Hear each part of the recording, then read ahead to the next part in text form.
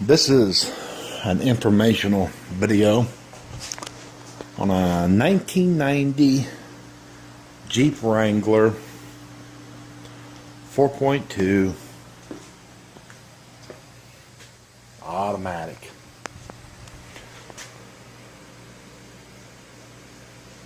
The vehicle developed a thunk noise.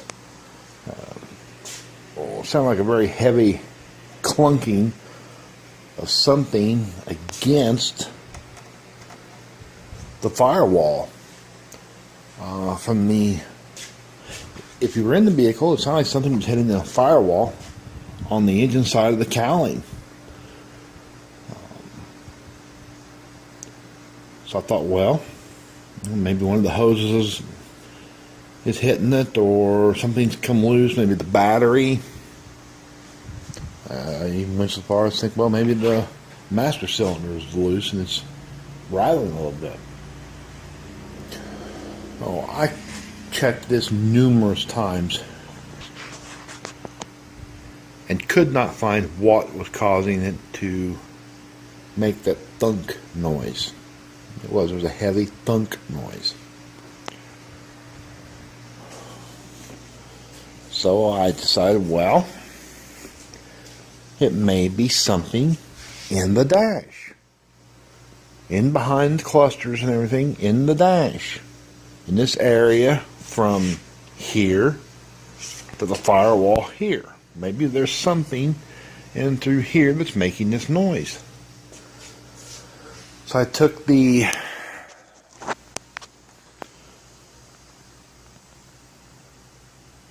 glove box out. I took the instrument cluster out because I'd had it out before. Took the radio out, speedometer, tachometer, and of course the face plates came off. I couldn't find anything in behind there. It was rattling. But in behind the glove box, the electronic unit for the vehicle was only held in place with a bungee cord. I don't know if you happen to notice. This vehicle does not look stock. That's because it has a Howl throttle body EFI unit on it. All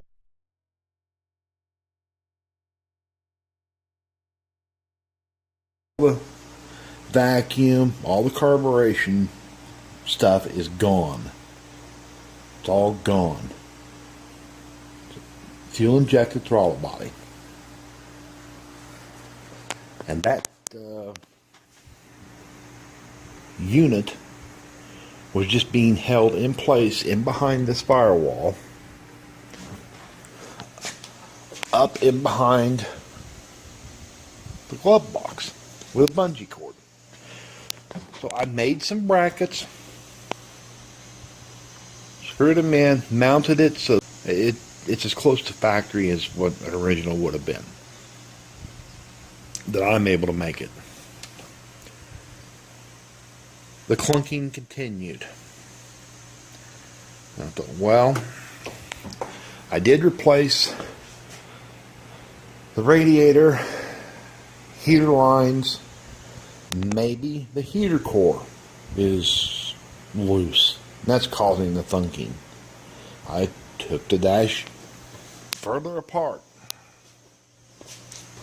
Couldn't find anything. I took this dash apart clear back to the bulkhead. Had everything off. I could not find that noise anywhere. So then it was suggested that maybe something, a line or something above the transmission, was thumping against the pump, causing it to resonate through the dash. Took the panel off, drove it around, listen. There's no noise coming from down there. It's up here. You could hear it. It's up here. a friend of mine, mechanic, suggested maybe it is the hinges are wore out between the cowling and the hood. First he suggested make sure they're tight. So I snugged them up. They weren't loose, but I made them even tighter. The damn thunk was still thunking. I then took the hood completely off. And I'll be damned if the thunking didn't go away. So, happened to notice the weather stripping. I'm sure it was factory weather stripping in here. Was completely shot. It was just nasty shot, crumbled. Now, if you've seen the other video, you'll know that I had a brain fart, and I had failed to tighten the lower transmission line for the coolant off the radiator. And my wife and I ran this into town after I was done that night, and this entire compartment got in the transmission fluid bath. I think that's what destroyed that ultimately. I peeled all of it off, and I put this in. It's molded. Put it in. It comes with a peel sticky back, but it didn't stick that well, so it's got a little silicone bead run through there just acting as a glue. Put the hood back on, and that is what it was. Between the maybe the hinges being a little bit loose, this was rattling just enough to maybe bounce against the metal on the cowling, and it was causing the thunk noise, and of course it resonated through the hollowness of the cowling right in through the dash, because it didn't matter where if you sat on the driver's side, you were convinced it was on the driver's side. That's what led me to think maybe it was the master cylinder. You sat on the passenger side, you would swear it was coming from the passenger side. That's what led me to believe maybe it was the heater core. So that's what it was, guys and girls. If you have a mysterious clunk begin, it sounds like something is wrong in your dash, cowling. I even took the windshield completely off to check to make sure that the windshield wiper motor was still mounted solid, and that the crossing arm was still mounted solid. That was not it.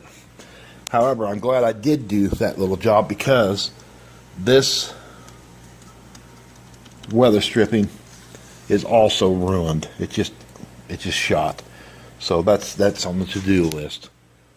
I want to replace these hinges are froze up. They will not hinge anymore. So I want to replace these probably with Smittybilt or some quality aftermarket, and new weather stripping here. That's on the to-do list. Anyway, if you develop a thunk in your vehicle, take a good look. Might want to double check that it's not weather stripping between the cowling and the hood. Make sure it's not shot. That's where your noise is coming from. One last quick note while I'm thinking about it. If you have a 90s or late 80s model Jeep, and you do the Howl throttle body conversion, the EFI,